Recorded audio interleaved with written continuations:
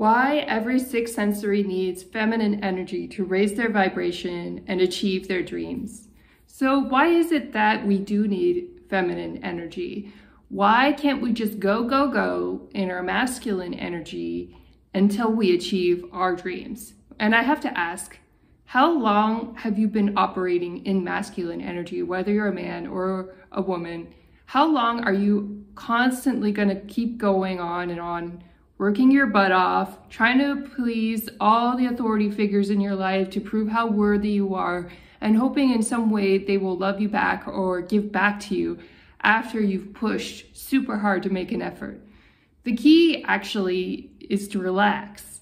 Our feminine energy will help us manifest, but we have to have faith and we have to have trust that our dreams are coming true.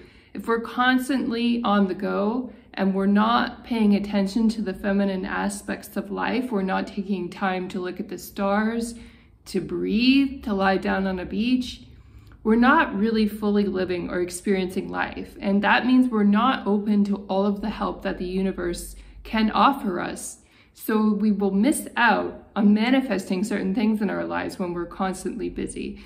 Think about, for example, a woman who's constantly busy in her job and hopes to one day get married and be pregnant with a child, but she just has absolutely zero time to even get to know a man or be out in the world at all, let alone actually develop a relationship to the point where she can become pregnant and married with that person. It takes time and energy to develop these things, and being busy can actually assist you in achieving those goals in a way, because it's very attractive to appear busy. Having said that, it's possible to overdo this and go overboard and be so busy that there's absolutely no room for that thing to manifest at all in your life. So how do we incorporate femininity in the best ways in our lives? Well, first of all, we have to understand what femininity is and how it raises our vibration. Of course, our masculinity can raise our vibration too. If we put effort forward to achieve our dreams, we take a few minutes each day to work on them, we reach out to authority figures who can give us good advice, and we get their approval in order to achieve our dreams, that's not really a bad thing. These can be helpful, productive steps that you could take along your journey. However, our greatest dreams don't require approval from others. I'm not saying no dreams do. Maybe if you're applying to a graduate degree, for example, you do need approval from your undergraduate degree in order to go forward and do the advanced degree. But many of our dreams don't require approval at all. And it's us waiting for the approval of someone out of habit because we've had to ask for it in the past to achieve certain goals. It stops us from actually moving forward and going into the present moment with our goals, dreams, and ambitions. And so it's important to take time to pause and reflect on the direction that you're going in order to achieve your goals, dreams, and ambitions. If you don't take time to pause and reflect, you could be moving in the wrong direction and doing the wrong things that don't actually help you move forward in the dream that you're trying to manifest, whether it's trying to get a relationship or start a business.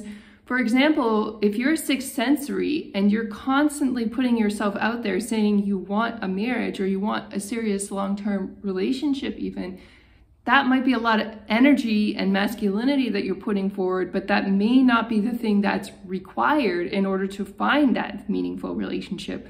Often we actually need to step back in our relationships, as I've advocated in many of my videos, rather than trying to really push forward and try to please someone else or gain their approval. Often we just need to relax in order to find the right person and take the pressure off of them.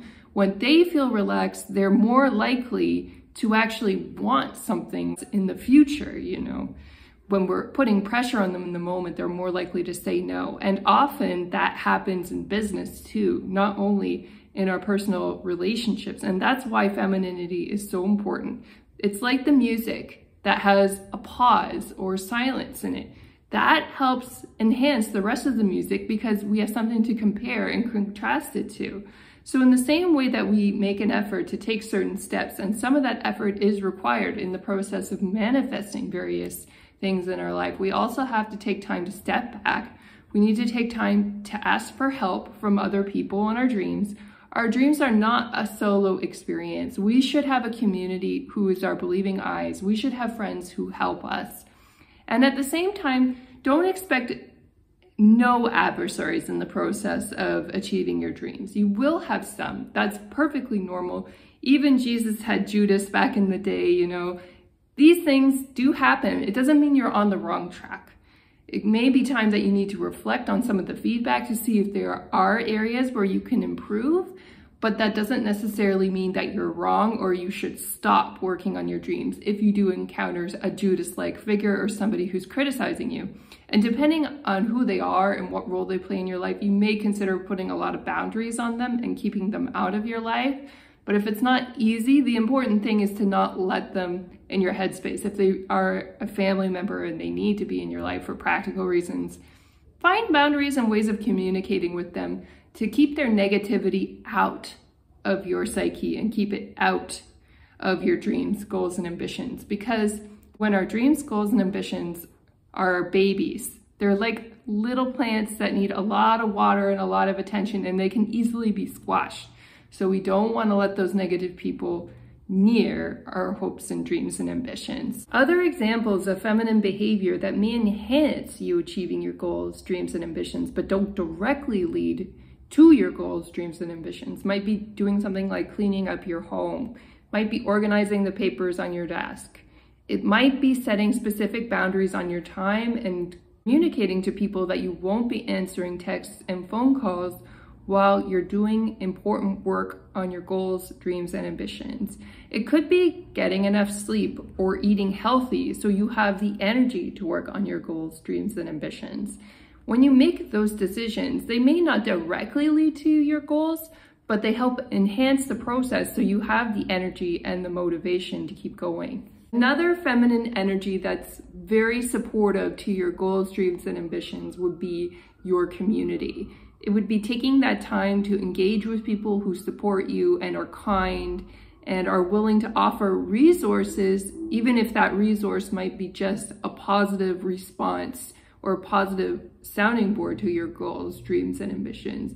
There are so many sources of negativity. If you really want to find criticism of some kind, you will find it easily. It's a matter of finding constructive criticism in order to improve your goals, dreams, and ambitions. And it's okay to let in some constructive criticism. But having said that, only take a dose that you can handle and fill yourself up with the positive feedback instead, because that's going to give you the energy to keep going.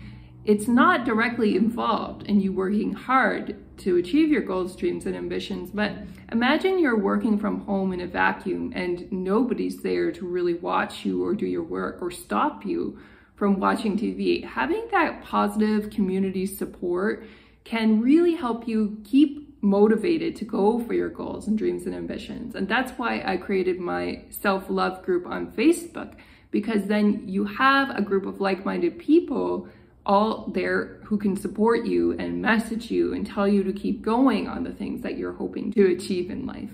Having a spiritual support system also gives you a feminine boost when you're achieving your goals, dreams, and ambitions. People might think that hard work is the most important thing and it doesn't really matter what you believe about the universe. Having said that, it's so helpful to be able to turn to help from the other side in order to achieve your goals, dreams, and ambitions. Let's say, for example, your family isn't the most supportive of your goals, dreams, and ambitions. You may have ancestors on the other side who really are cheering you on and really want to see you succeed. And so it's critical for you to connect with those resources. You want to find guides who are experts in the area that you're working on. So if you want to write a book, imagine yourself channeling a writer from the other side who can help you, and see if you can do some automatic writing. Just imagine that they are with you and start writing spontaneously until something finally clicks for you. Femininity is your superpower if you know how to use it to complement the masculine side of you who's working towards your goals, dreams, and ambitions.